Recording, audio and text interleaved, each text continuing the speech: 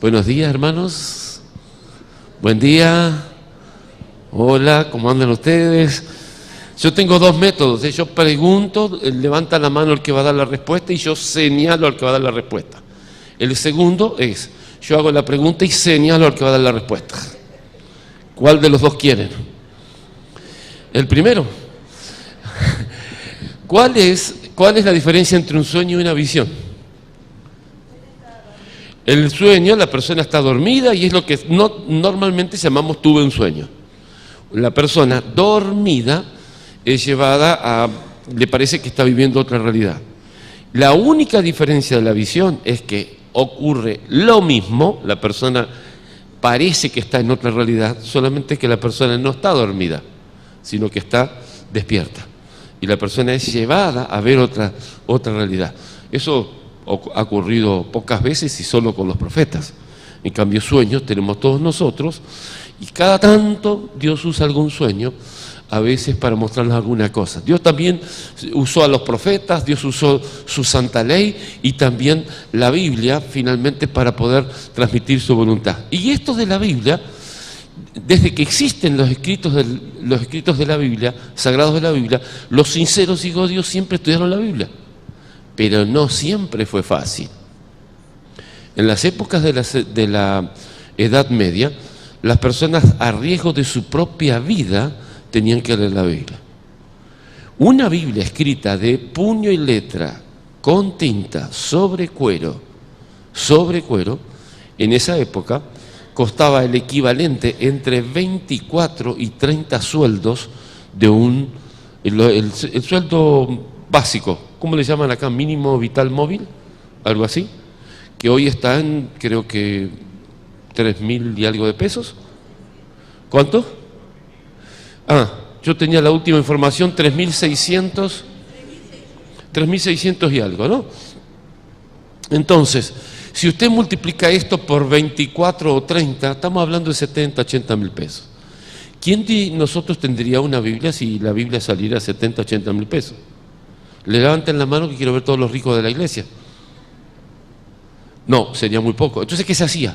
Se hacía lo que nosotros decimos en Argentina, una vaquita. Entonces todos poníamos una cantidad y dice, el martes, hermana Susana, usted el martes va a tener la Biblia, usted el miércoles, usted el jueves, en su casa va a estar el viernes, y así se iba distribuyendo y cada uno usaba la Biblia.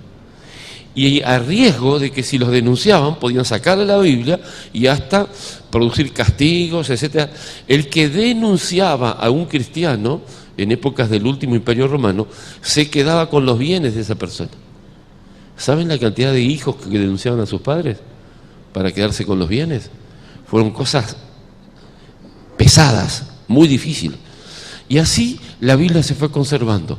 Los que participaron y colaboraron mucho en mantener la Biblia fueron los valdenses. Los valdenses tenían sus casas arriba de la montaña, de piedra. Imagínense cuán aislante es una casa de piedra arriba de la montaña. Aislación cero. Afuera es frío, adentro es frío.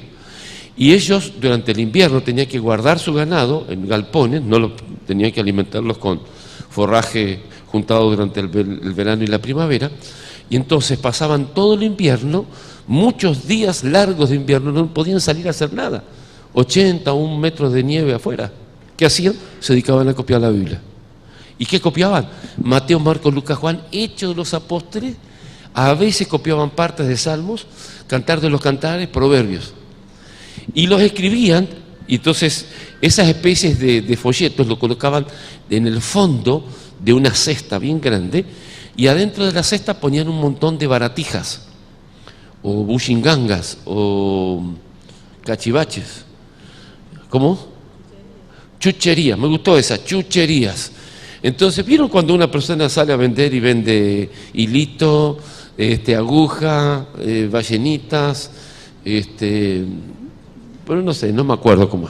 Así que el valdense ponía todo eso en el fondo de la cesta y arriba un montón de mercadería. Entonces iba ofreciendo, señora, ¿quiere comprar algo?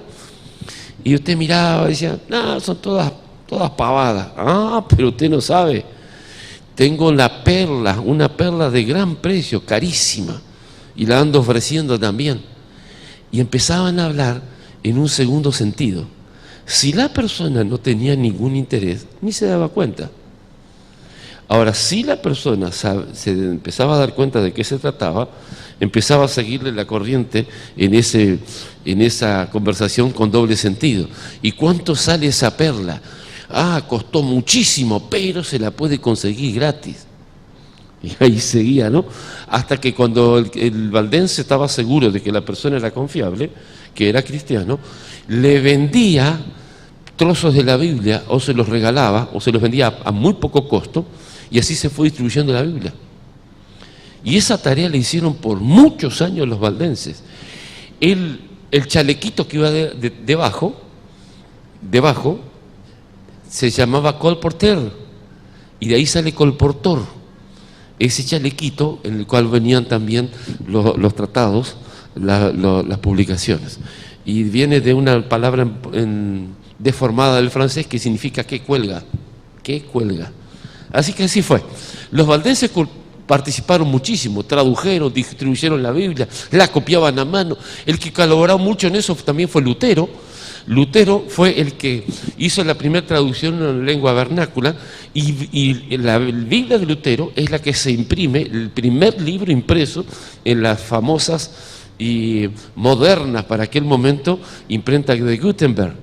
Así que esto fue el primer libro impreso en todo el mundo en ese sistema es la Biblia.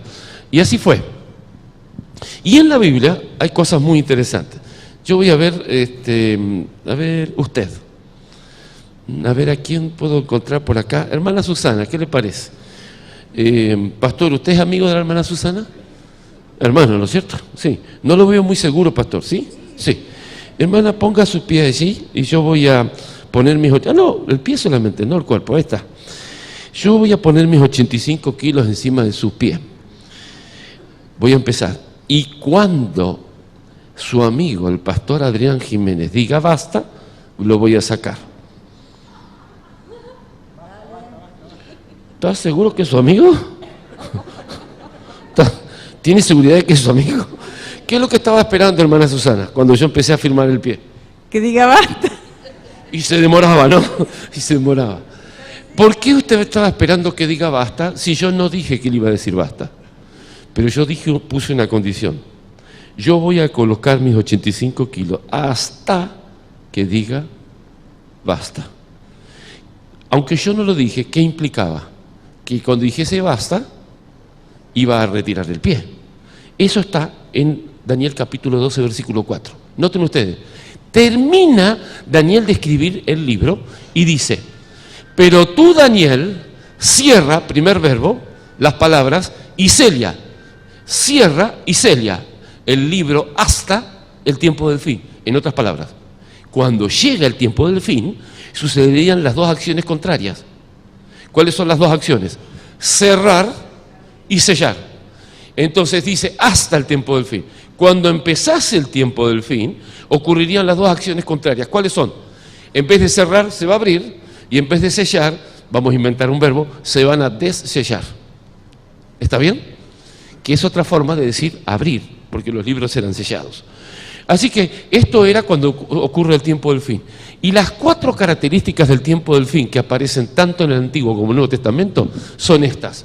Número 1, dice el sol se oscurecerá. Y ustedes saben que a las 10 de la mañana no se podía leer a 30 centímetros de distancia. 10 de la mañana, como si fuese plena noche. Esa noche la luna sale roja y la profecía decía, el sol se oscurecerá y la luna no dará su resplandor. Y eso fue el día 19 de mayo de 1780. Y las estrellas caerán, 1833, 200.000 meteoritos en 2 horas 15 minutos. Y después, en el año 1755, el gran terremoto de Lisboa, y dice, y las potencias de los cielos serán conmovidas. De las 3 fechas que tienen 4 acontecimientos, ¿cuál sucedió primero de acuerdo con la fecha? ¿Hola? El terremoto. Ahora el versículo decía, cierra y sella hasta el tiempo del fin. 1755 empieza el tiempo fin. Y yo los desafío que busquen en todas las bibliotecas del mundo a ver si encuentran algo escrito sobre las profecías de Daniel interpretadas como la venida de Cristo antes de 1755. ¿No van a encontrar? ¿Por qué? Porque la Biblia dice, cierra y sella hasta. Cuando empezó el tiempo del fin, se dessellaron. Y a partir de allí, 25 personas distintas, viviendo en distintos continentes, empezaron a predicar acerca de la venida de Cristo. Acá en Sudamérica fue Lacunza, en 1747 ingresa como monje, 20 años después inicia sus estudios, lo expulsan. Después en el 85 escribe 22 páginas que se llamaron Anónimo Milenario. Y en el 1812, acuérdense, en 1755, cuando escribe Milenario, ya habían pasado 10 años, no, 30 años desde el terremoto. Y ahora dice, en el 1812 escribe el famoso La venida del Mesías en gloria y majestad. 25 personas diferentes, viviendo en lugares diferentes, sin conocerse, empezaron a hablar acerca de la venida de Cristo. Y miles se empezaron a preparar para la venida de Cristo. Y empieza lo que se llamó un avivamiento, el movimiento adventista. ¿Cómo hacía? El pastor Miller venía, vamos a imaginar que esta era una iglesia, ustedes eran todos bautistas, y venía Miller y predicaba. Y entonces de todas esta iglesia de bautistas, había 4 que decían, yo acepto que Cristo va a venir, yo creo que Cristo va a venir como usted lo predicó. Entonces esa persona pasaba a ser bautista a adventista. No es que dejaba de ser bautista, sino que sumaba una creencia a la que ya tenía, nada más. Iba a predicar a los presbiterianos, y ustedes eran todos presbiterianos, y 4 de ustedes, yo acepto que Cristo viene. Ah, usted es presbiteriano adventista. Se agregaba, nada más. ¿Y esperaban la venida de Cristo realmente? Sí, la esperaban. A tal punto, le voy a dar algunos ejemplos cortos para que vean cómo es que, de qué manera esperaban. En un momento, ese grupo que esperaba la venida de Cristo, que todavía no era la iglesia adventista, puso una fecha. El 22 de octubre de 1844. Hicieron unos cálculos, la fecha está perfectamente bien puesta. Primero pusieron 22 de octubre de 1843. Y cuando se dieron cuenta que al pasar fechas de antes a después de Cristo no existe año cero, tuvieron que agregar un año. 22 de octubre de 1844. Entonces las personas empezaron a calcular. Estaba en julio, me falta agosto, septiembre, octubre, 3 meses. Yo consumo 30 kilos por mes de papa, así que necesito 90 kilos. Cosecharon 90 kilos y el resto dejaron que se pudra. Así. Antes de la venida de Cristo, esperaban a Cristo de una manera. Hay gente que vendía sus casas, iba a la imprenta y decía, bueno, la vendí en 40.000, con 1.000 pesos llego hasta el 22 de octubre, así que los otros 39 iban a la imprenta, hay 39.000 pesos, ¿cuántos folletos sobre la venida de Cristo me puede hacer? Cargaban arriba del carro y empezaban, ciudad o población por población, entregando los folletos, predicando acerca de la venida de Cristo. En aquel entonces, que la población de Estados Unidos era bajísima, 50.000 personas esperaban la venida de Cristo. ¿Ustedes piensan que yo tengo un gramo de vergüenza porque ese grupo esperó la venida de Cristo y Cristo no vino? No, porque hay una profecía en la última parte del capítulo 9 de Apocalipsis y el comienzo del capítulo 10 que dice bien claro que ese grupo esperaría la venida de Cristo y la compara a un librito, ¿de qué manera? Dulce. Y que una vez que se lo ingiriese sería amargo. Y eso fue, esperaron durante todo el día. Y la gente esperaba la venida de Cristo, pero con todos los detalles, todo preparado. En aquel entonces los relojes eran a péndulo, no coincidía uno con el otro, obviamente. Hasta hoy en día no siguen coincidiendo muchas veces los relojes. Así que esperaron durante todo el día, nada. Se puso el sol y algunos desesperados se acordaron de esa parábola que dice que el novio vendría a la medianoche. Esperaron hasta la medianoche y a la medianoche empezaron a sonar las campanas de los distintos relojes y lo que había sido algo tan dulce como esperar la venida de Cristo se transformó en una cosa amarga y vino un chasco. Al día siguiente, de las 50.000, el 999% no creía más en la venida de Cristo. Solamente 50 personas de las 50.000 conservaron la creencia de que Cristo vendría. Y la duda era, ¿Cristo no sabe el futuro? ¿Dios no sabe el futuro? ¿Dios nos engañó a propósito? ¿O nosotros alguna cosa interpretamos mal? De las tres opciones, ¿cuál era la más posible? Alguna cosa interpretamos mal nosotros. Volvieron a estudiar y se dieron cuenta que la fecha estaba bien estudiada, estaba bien calculada, pero el acontecimiento no era el mismo. Ahora, esa gente, los cuatro aquí, los cuatro bautistas que habían aceptado que la venida de Cristo venía, cuando llegó la fecha y no vino Cristo, los bautistas lo echaron a los cuatro.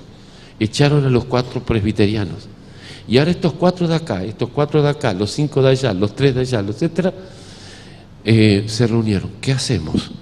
Estudiaron, se dieron cuenta que era la fecha y ahí se inicia la Iglesia Adventista del Séptimo Día, lo que va a terminar siendo la Iglesia Adventista del Séptimo Día. Miren ustedes cómo se predicaba la venida de Cristo.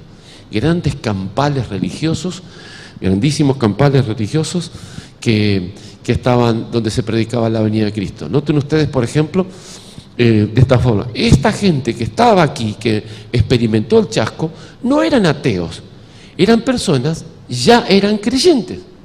O sea que nunca en la iglesia tuvimos que presentarnos frente a la duda, ¿qué hacemos para que nuestros hermanos estudien la Biblia? No, porque todos los miembros de la iglesia ya eran cristianos antes y vinieron y ya conocían la Biblia. Una pregunta. ¿Cuántos de ustedes vivieron en el campo sin electricidad? A ver, bien alta la mano. Ya descubrí todos los viejos de la iglesia, ¿no? Hay unos cuantos que bajaron enseguida. A ver, otra pregunta. ¿Usted está seguro? Porque me parece que algunos levantaron la mano pero no me entendieron. Cuando digo sin electricidad, es sin batería, sin pila. Sin electricidad, sin batería, sin pila. ¿Cuántos vivieron en el campo sin electricidad? Hay unos cuantos todavía. Muy bien, voy a hacer pregunta aquí. ¿A qué hora se levanta la gente del campo que vive sin electricidad? A las 5. Me parece que algunos no van a estar de acuerdo. Algunos van a decir a las 4, otros cuando canta el gallo. Hay unas cuantas versiones, algunos a las 4, otros a las 5, etcétera. Pero todos van a coincidir que generalmente la persona que vive en el campo se levanta antes de que el sol se levante. ¿Cómo es el trabajo de la gente? ¿Cómo es la vida de la gente de campo? Bueno, yo viví varias veces en el campo, pero nunca definitivamente. Pero de chico especialmente, viví muchos días en el campo. Primero se levanta bien temprano. ¿Y cómo desayuna la gente de campo? ¡Ja! Yo me acuerdo que yo viví mucho tiempo colportando en una zona de campo en Misiones y nos levantábamos y comíamos el reviro. ¿Alguien conoce el reviro, hermanos? El que no ha perdido la mitad de su vida. El reviro es una de las comidas, una de las más malsanas, pero es más o menos así, es harina frita. ¿Usted se imagina? Usted come un buen reviro y sale para voltear árboles con el hombro si es necesario. Una fuerza, una energía, etcétera, etcétera. ¿Qué hace la gente de campo? Trabaja muy duro durante la mañana. Si el lugar donde está trabajando en el campo no queda cerca, se lleva la comida, come en el campo y generalmente menos, sigue trabajando y regresa temprano. Y cuando regresa temprano, ¿qué es lo que hace la gente de campo sin electricidad? ¿Cómo? Algunos se bañan primero. Algunos se bañan, después comen sin electricidad. Se bañan, comen, leían la Biblia y se iban a dormir. Por eso las familias tenían 12, 14 hijos, ¿no es cierto? Era así la cosa. La otra parte es la que no describo. Así que ellos venían temprano, organizaban cosas de la chacra, la comida de las gallinas, otro tipo de cosas, limpieza, etcétera, se bañaban, cenaban, estudiaban la Biblia y se iban a dormir. Así que esta gente ya tenía la costumbre de estudiar la Biblia. Y como todos eran de otra religión antes de aceptar la verdad adventista, ya tenían la costumbre de estudiar la Biblia. Así que lo voy a poner de esta manera. La escuela sabática no surgió para que la iglesia estudie la Biblia, sino porque la iglesia estudiaba la Biblia. Y es nuestro sueño volver a tener una iglesia que ame el estudio de la Biblia. Gracias por los 3 amenes. Yo me sacrifiqué haciendo esta frase, hermano. Incluso tuve horas pensando cómo hacer esa frase y usted un amencito así, con el perdón de los que dijeron amén, ¿no? Pero vamos a probar otra vez. Es nuestro sueño volver a tener una iglesia que ame el estudio de la Biblia. Amén. Ahora sí, hermano, me volvió el alma al cuerpo. No es que 2 pastores se encontrasen, ¿en tu iglesia estudian la Biblia? No, en el mío tampoco. ¿Qué te parece si organizamos unas reuniones para estudiar la Biblia? Y así surgió la escuela sabática. No. La escuela sabática no surgió para que la iglesia estudie, sino porque la iglesia estudiaba la Biblia. Lo voy a remarcar, porque la iglesia estudiaba la Biblia. Y es nuestro sueño volver a tener una iglesia que ame el estudio de la Biblia. Amén. Claro que sí. Y pasa el tiempo. En 1852, el pastor White, mientras viajaba, cuando su caballo pastaba, sacaba una cajita donde tenía la comida y tenía en ese sombrero largo que se llama galera, sacaba papelitos así más o menos de 10 por 15, y entonces, preocupado por los jóvenes, anotaba unos versículos sobre el sábado, versículos sobre la venida de Cristo, y en cada papelito un tema diferente. Cuando llegó la mitad de ese año, en agosto del 52, él publica esos estudios con el nombre de Instructor de la Juventud y publica lecciones bíblicas ahí para los jóvenes. Así que acá está, por ejemplo, la muestra de esa primera publicación, tal como está en el Museo de la Asociación General, y acá está el museo y está una copia de eso. ¿Y qué hacía la gente? Bueno, acuérdense que la gente vivía en el campo sin electricidad. Si usted avisa una reunión en el campo a las 10 de la mañana, la gente sin electricidad, ¿a qué hora llega la gente? Usted le avisó a las 10 de la mañana, ¿a qué hora llega la gente? Llegan como ¿saben la desesperación de la persona que no trabaja en sábado y está en el campo? No sabe qué hacer. Así que la gente viene temprano, llegaban 9 menos un poco, desataban el caballo, ponían los caballos a pastar, y ahí empezaba la conversación de la gente de campo. ¿Cómo están tus gallinas? Bien, bien. Bien. Ajá. Y hermana, ¿sus vacas cómo están? Bien. Bien, bien. ¿Cuánta leche están dando? No sé los litros, no. ¿Cómo? ¿Usted no sabe cuánto están dando?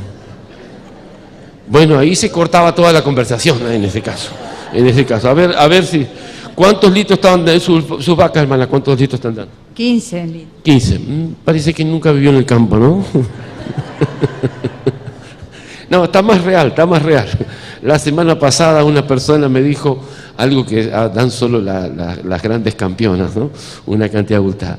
Y ahí, ¿y cómo está el maíz, etcétera? Y en esa conversación de gente de campo que tiene calidad de tiempo, la pregunta era, ¿entendiste todos los versículos de esta semana? El de Jeremías a mí me resultó, y eso de la ley, y empezaban a estudiar juntos. Voy a decirlo despacito sin que nadie se ofenda. Así que, en forma informal, repasaban lo que habían estudiado en la casa. ¿Se entiende esa parte, hermano, o quieren que haga algún subrayado especial? Repasaban lo que habían estudiado en la casa. La reunión era a las 10 de la mañana y solamente tenían predicación en esa época. La iglesia se reunían, predicaban, cantaban y se iban. Ahora, esta gente llega así del campo antes, todos recibían la revista, todos leían lo mismo y empezaban a comentar. ¿Y qué te pareció ese versículo? ¿Y entendiste el otro? Y en esa conversación, ese es el embrión de la escuela sabática. 17 años así. Desde esa fecha empiezan a reunirse en distintas iglesias, porque la escuela sabática no surgió para que la iglesia estudie la Biblia, sino porque la iglesia estudiaba la Biblia, y es nuestro sueño volver a tener una iglesia que ame el estudio de la Biblia. Amén. Amén. Y no me va a temblar la voz para decirles que tendríamos mucho menos problemas si todos estudiáramos correctamente la Biblia. Amén. Claro que sí. Y entonces esta gente se empezó a reunir y surgieron escuelas sabáticas en el 53, 54, 55. ¿Y qué hacían? Se reunían y estudiaban antes del sermón lo que habían estudiado durante toda la semana. Antes lo hacían informalmente, al lado del carro, debajo de un árbol, dentro de la iglesia, pero ahora algunos lo empezaron a hacer como una reunión. Y eso fue progresando, pero fue 17 años así, porque recién en 1870 se comienzan a nombrar directores, secretarios y maestros. 17 años, y se consolida la programación. En el 77 surge la Escuela Sabática de California y Michigan. Luego, en el 78, la Asociación General de la Escuela Sabática, que se transforma en la Internacional. Y en el 85 empieza a surgir algo especial. En la iglesia de Milton recogían ofrendas, y las ofrendas eran tantas que les sobraba. ¿Qué hicieron? Decidieron mantener a un misionero en Australia.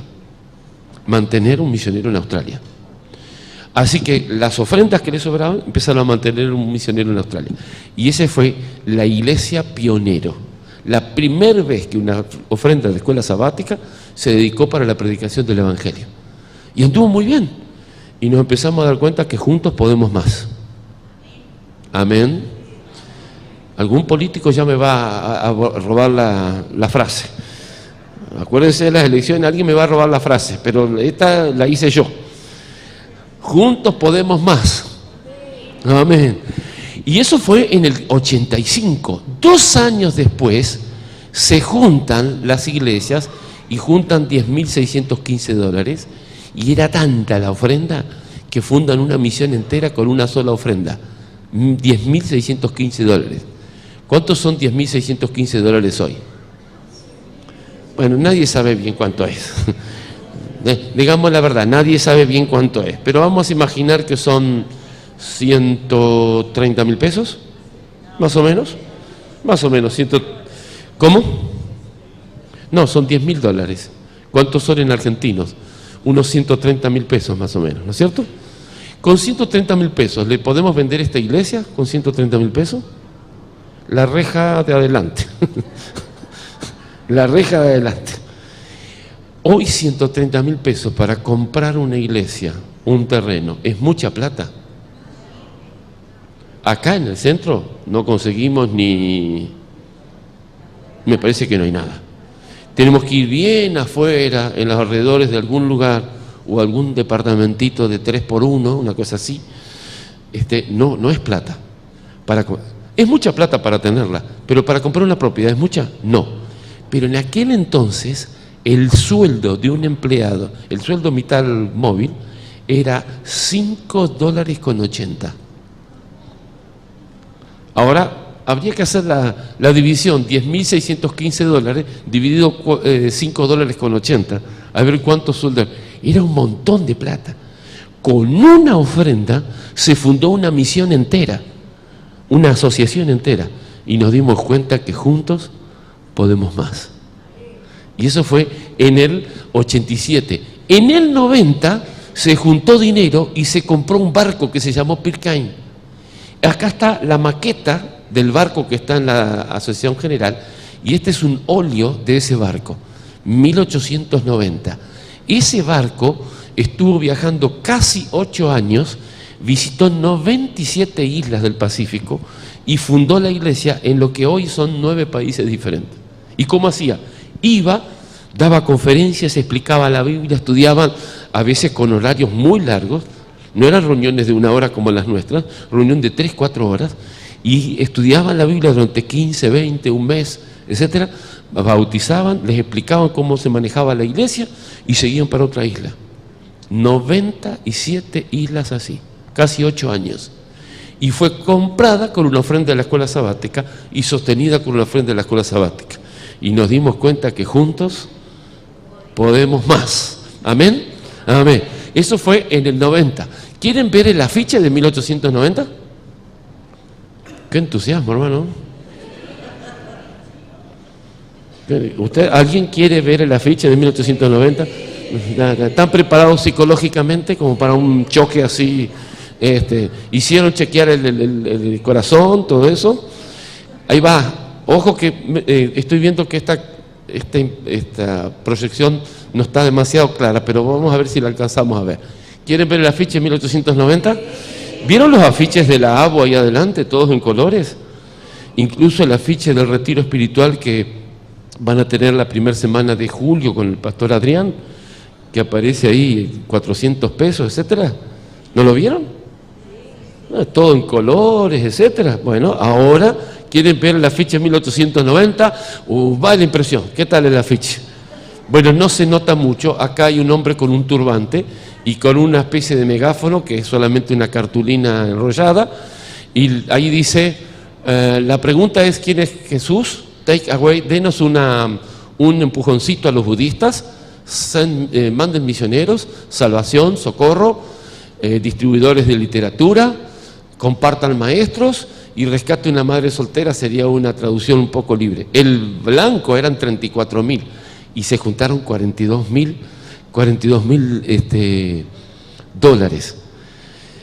Y nos dimos cuenta que juntos podemos más. Y eso empezó a hacer en todas las escuelas sabáticas. En todas las escuelas sabáticas se juntaba la ofrenda. En ese caso, ellos... Ahí viene una versión... miren ustedes cómo se nota acá. Muy bien. Muchas gracias. Lo tenían ahí reservado. Esto parece como...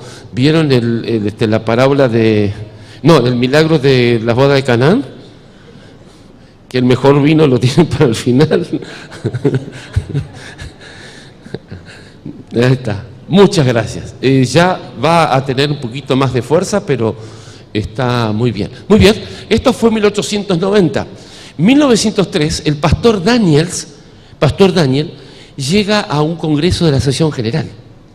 Y cuando llega, él había estado viajando por las islas de la Polinesia, donde había estado el barco Pitcairn, esas 97 islas. Y había estado en varias islas y había visitado muchas iglesias fundadas por el barco. Llega al Congreso de la Sesión General y cuando está hablando del Congreso de la Sesión General dice, llegará el día en que esta iglesia reunirá y gastará $1.000 en un solo día en las misiones. $1.000 por día. Y dentro del público estaba el dueño de un banco, porque los primeros bancos eran personales. Una persona tenía dinero, prestaba y recibía con los intereses. Y estaba sentado el dueño de un banco. Y cuando terminó de hablar, el dueño del banco viene y le da una palmada al pastor y dice, pastor, qué lindo que usted esté tan entusiasmado. Pero usted dijo $1.000 por día. ¿Por día? Pastor, no diga tantas insensateces. Acuérdese que un sueldo eran $5.80. Y Daniel dijo, llegará el día en que vamos a tener más de $1.000 por día recibir y gastar. Si usted hoy entra en el site www.adventistmission.org, se da cuenta que hay 840 personas que viven en países donde no hay adventistas o hay pocos adventistas y parcial o totalmente están sostenidos con la ofrenda de la misionera de la iglesia, que es lo que antes llamamos solamente ofrenda de la escuela sabática. Amén. Amén. Y así siguió creciendo. Eso fue en 1903. El vidrio está sucio, nada más. Pásele ahí el dedo. 1903.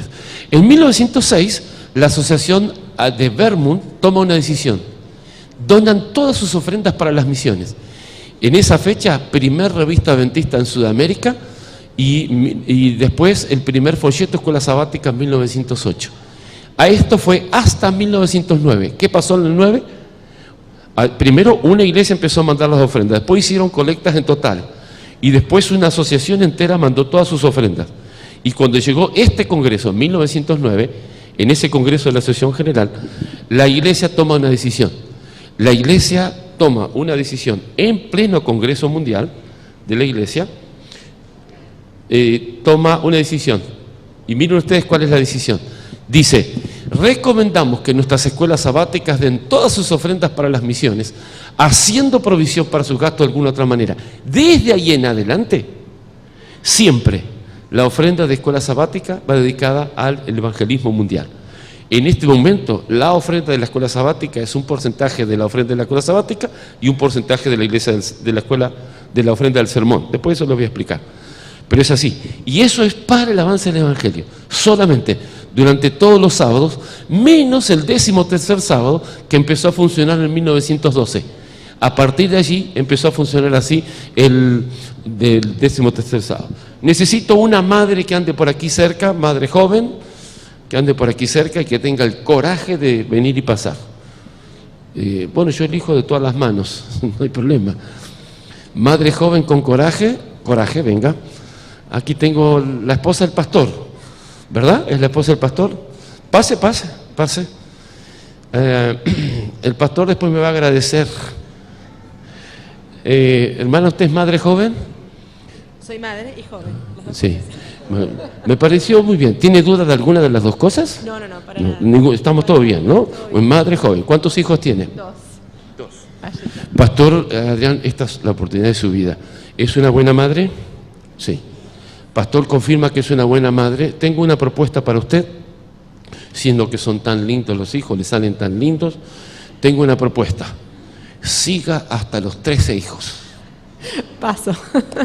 Bien, dice que se va a pasar la vida criando hijos. Es lo que yo escuché, ¿no? Paso la vida criando hijos. ¿Cuántos están de acuerdo que el pastor tenga 13 hijos? Levanten la mano. Ya descubrimos todos los enemigos del pastor.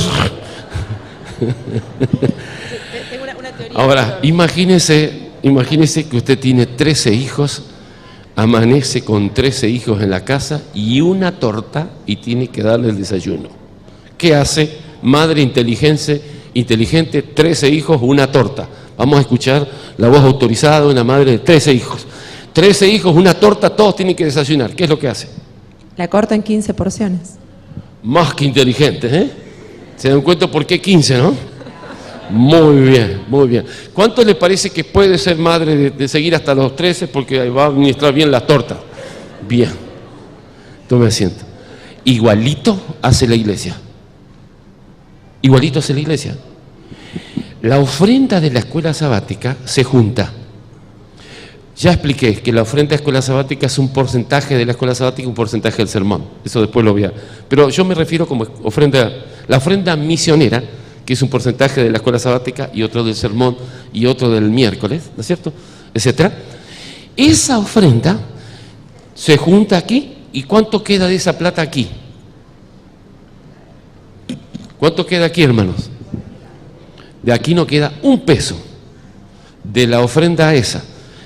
Cada 10 pesos que se junta, 4 son la ofrenda misionera de la iglesia y 6 quedan acá en la iglesia. Esos 4 no queda un centavo acá. Lo mandan todo a la bonaerense, arriba. Después la bonaerense lo manda todo a la Unión Argentina, Florida, aquí mismo en Buenos Aires. Pero ahí la ofrenda se encuentra con la ofrenda que viene de Corrientes, con la de Tucumán, con la que viene de Mendoza, con la que viene de Roca, Río Negro. Se juntan las ofrendas de las 6 asociaciones. ¿Cuánto queda de eso en la Unión Argentina? 0 pesos. Se lo mandan a la división sudamericana. Y ahí reciben la de Perú, la de Bolivia, etcétera, etcétera. Brasil, ¿cuánto queda de esa ofrenda allí? Ni un peso. Lo mandan todo a Estados Unidos. Qué vivos los norteamericanos, ¿no? Reciben la ofrenda de todo el mundo. ¿Cuánto queda de esa ofrenda de todo el mundo en Estados Unidos? 3,7%. 3,7% es lo que nos cuesta mantener las 5 instituciones de la Iglesia Adventista que sirven a todo el mundo. Asociación General, Radio Mundial Adventista, el White State, donde se cuidan los escritos de la hermana White, el Instituto de Geociencia, que publica la revista Orígenes, y ¿cuál era el otro? Hay una empresa de seguros que asegura iglesias y muchas otras cosas, 5.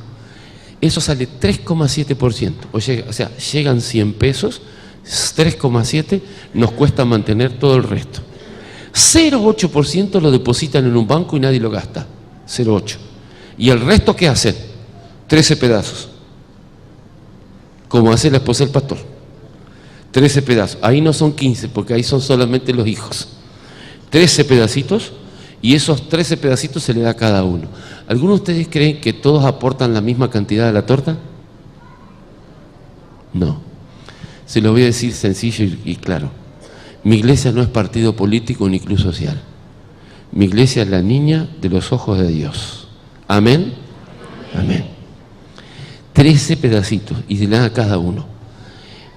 En el año 2006 o 2007 yo hice un estudio a ver cuánto aportaba Estados Unidos a la torta. 78%.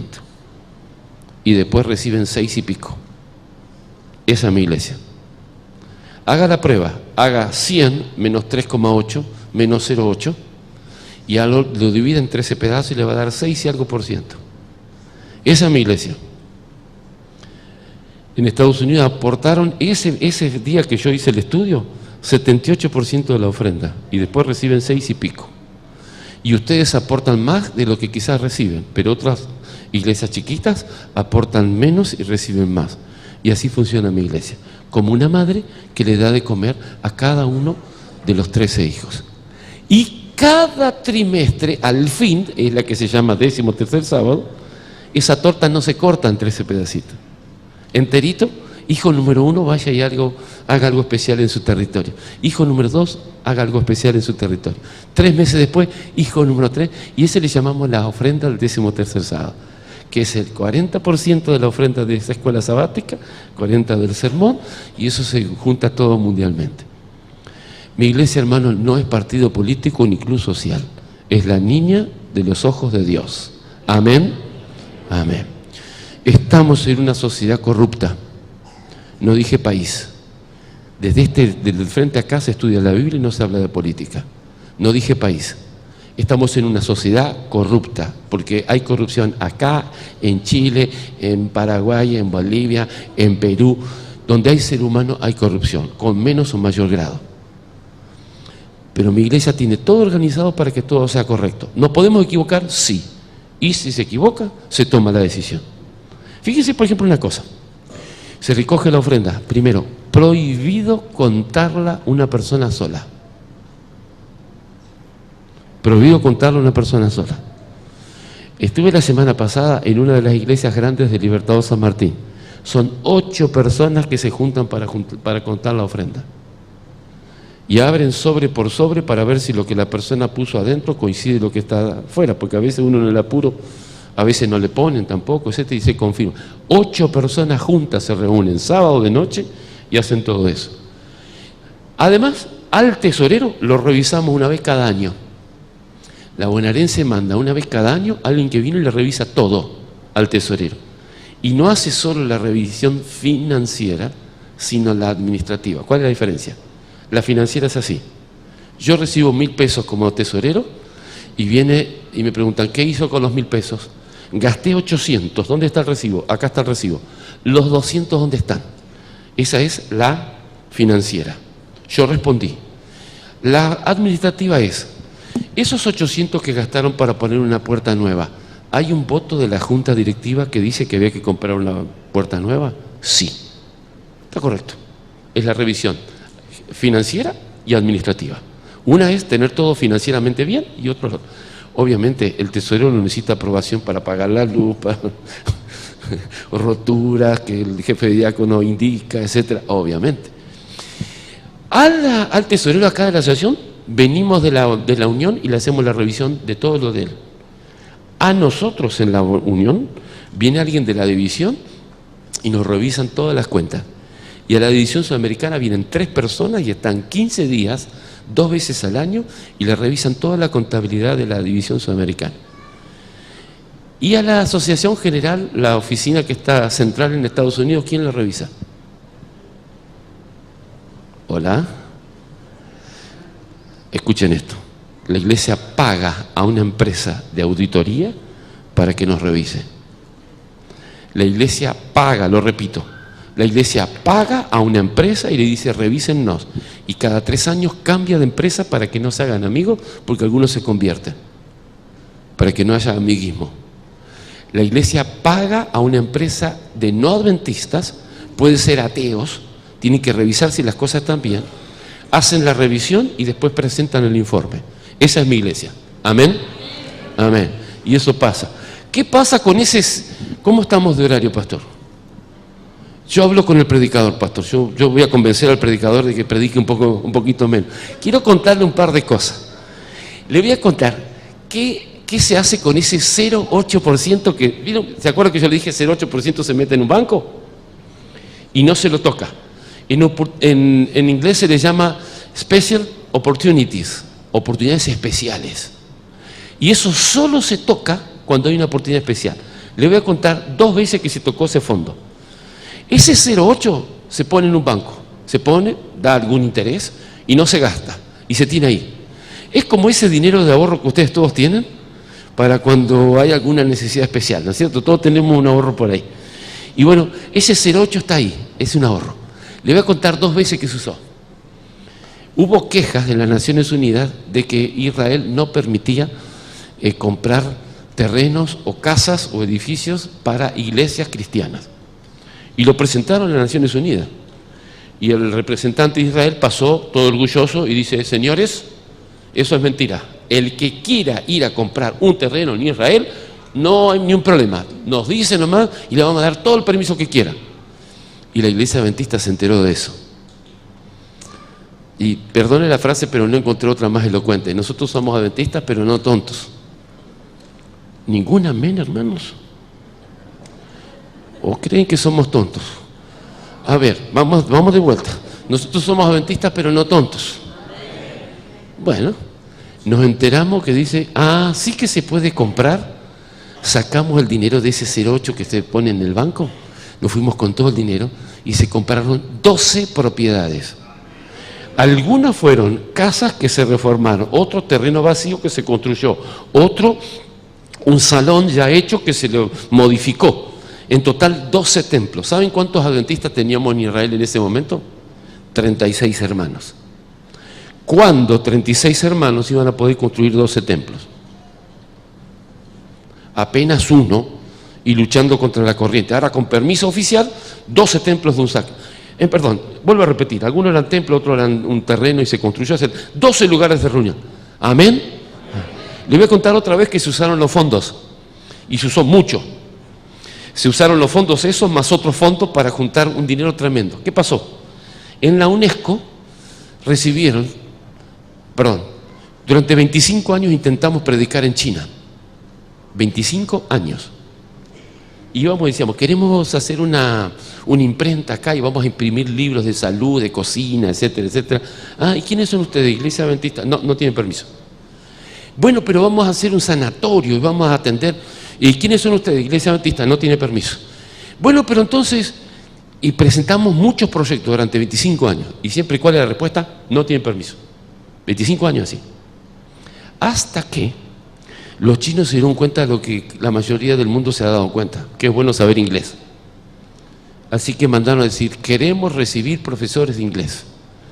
Y la iglesia adventista se enteró y juntamos profesores de inglés. ¿Saben cuántos juntamos? 242 profesores de inglés. ¿Amén? ¿Creen ustedes que eran solo profesores de inglés? Le mandamos pastor que sabía inglés, médico que sabía inglés, enfermero que supiese inglés. 242 profesores de inglés con permiso legal para estar 10 meses y con un seguro médico para 10 meses. 242 personas. Y empezaban a enseñar inglés.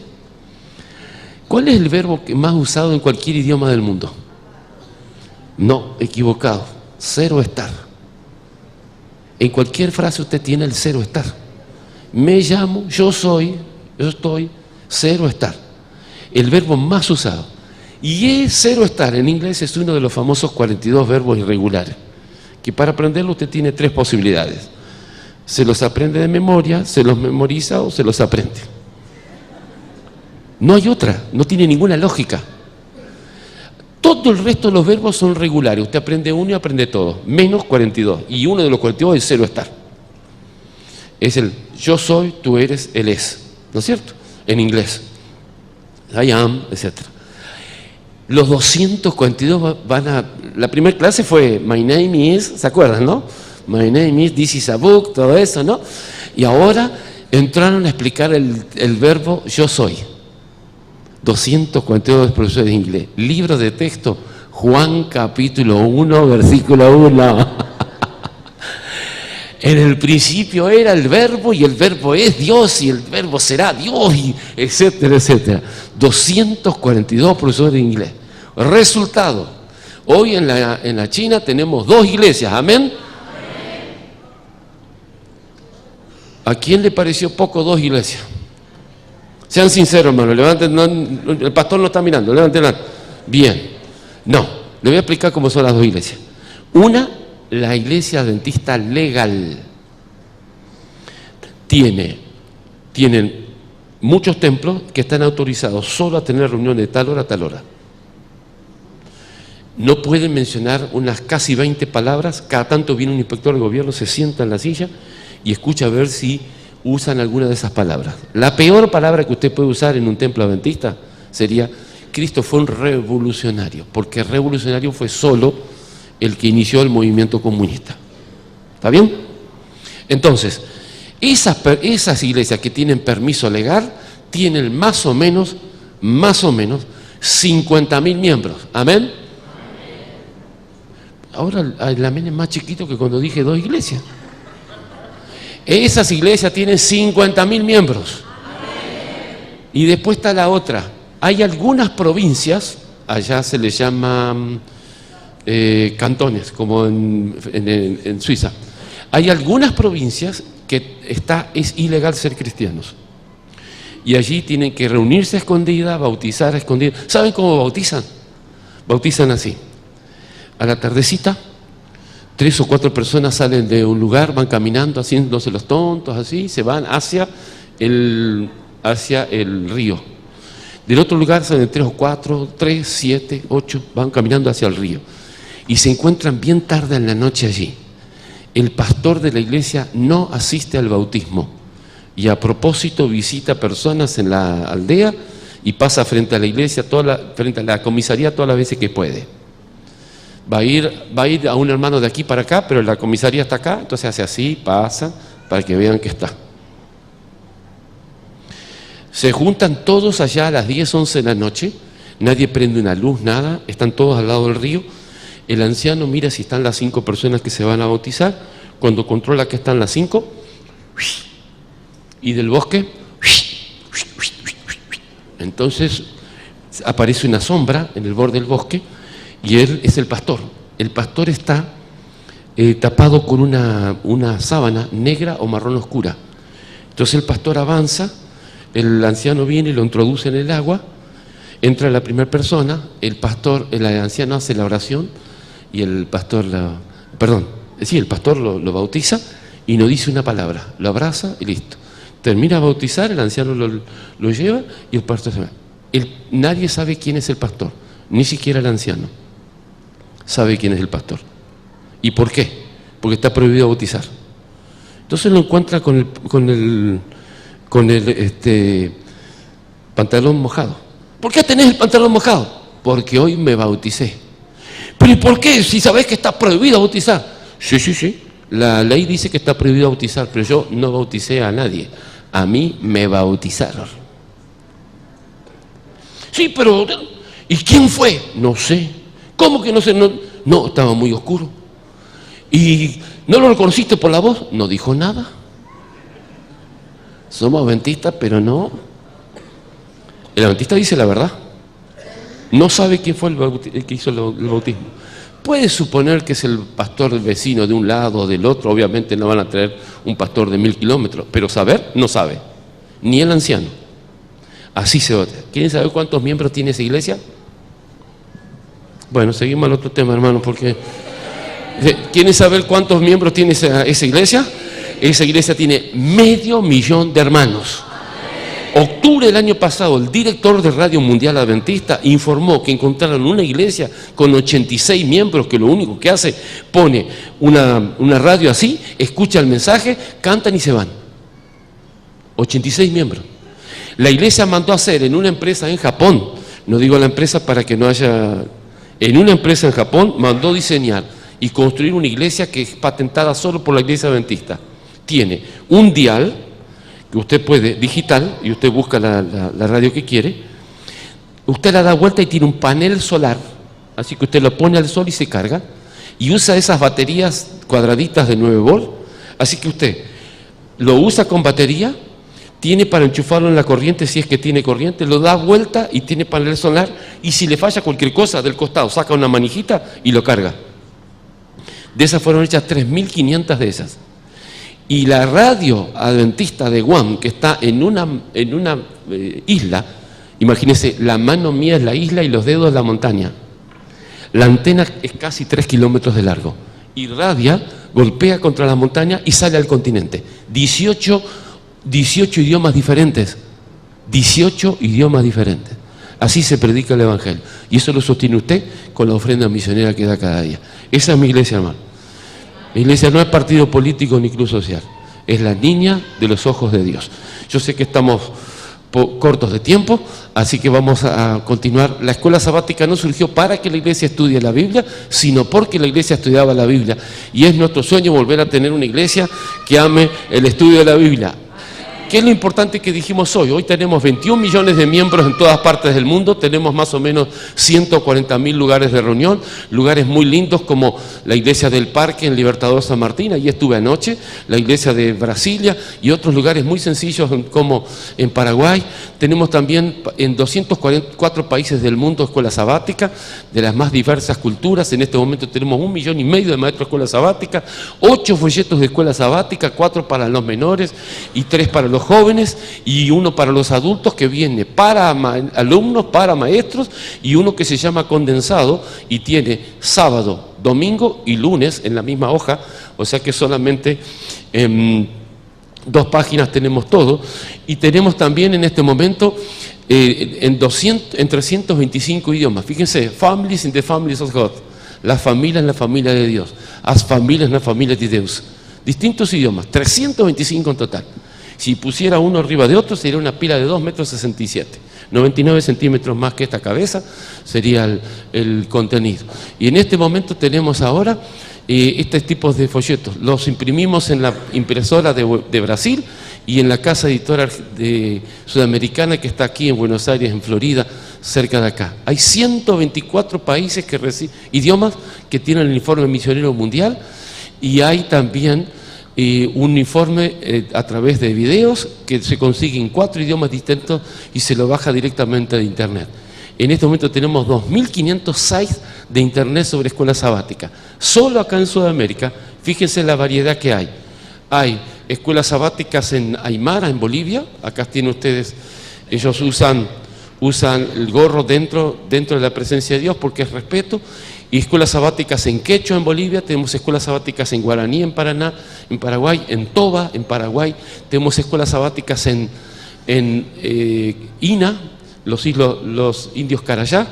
Este es la B, casi no se lo ve, este es el pastor, y este es el futuro pastor, tiene 17 años y está casado con una chica de 27 y tiene 3 hijos. Le gusta ser dominado cada uno, ¿no? Con su gusto. Este es el nuevo pastor, él va a estudiar teología, va a estar ahí. Y esta es la iglesia, la escuela sabática en Murá. ¿Y esto qué puede ser? ¿La escuela sabática de qué? La escuela sabática de los gitanos. La escuela sabática de los gitanos. Fíjense todas las carpas y la más linda, toda en colores, bien limpita, que es la escuela sabática de los gitanos. Amén, amén. Esa es. ¿Qué es lo que aprendimos hoy? Lo que más aprendimos. Dijimos, la escuela sabática no surgió para que la iglesia estudie, sino porque la iglesia estudiaba la Biblia, y es nuestro sueño volver a tener una iglesia que ame el estudio de la Biblia. Amén, amén. En este momento va a terminar escuela sabática, vamos a hacer una breve introducción a la semana de oración, y no se preocupen, el sermón demora 15 minutos y tiene un solo versículo. Si ustedes entienden toda la introducción, eso es lo más importante. Así que ahora dejamos que termine la escuela sabática y después tenemos un pequeño momento en que vamos a introducir, vamos a explicar todo lo que va a pasar esta semana y después nos dedicamos al sermón, y el sermón va a ser cortito. Que Dios les bendiga.